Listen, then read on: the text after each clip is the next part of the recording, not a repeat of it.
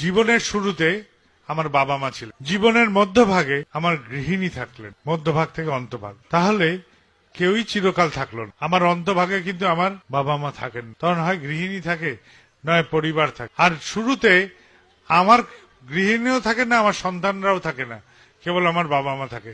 তাহলে চিরস্থায়ী কেউ থাকছে না আমার সাথে। তাহলে আপনজন কে, প্রিয়জন কে?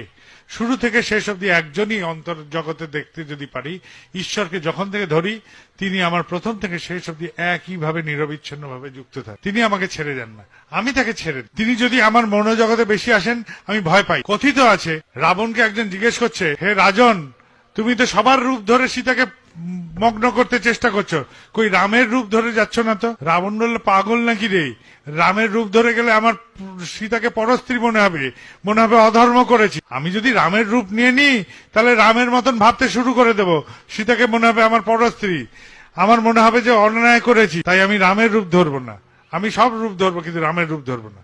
আমাদের অবস্থা সেরকম। আমরা কিছুতেই ঈশ্বরকে ডাকতে চাই না। ঈশ্বর, তুমি আর বেশি এগিয়েও না, আমি তোমার মতন হয়ে যাচ্ছি, আমার ভাবনা চিন্তা ওরকম হয়ে যাচ্ছে, আমি পারবো না, তুমি দূরে থাকো, একটু আমাকে প্রবৃত্তি রঞ্জিত হয়ে চলতে দাও, এইরকম ভাবনা। তাই আমার সম্পূর্ণভাবে পাই না। তো বরফের পুতুল যতটা গলবে, ততটা জলকে সে প্রাপ্ত করে, ততটাই জলকে সে প্রাপ্ত। আমিও যতটা নিজেকে গলিয়ে দেব,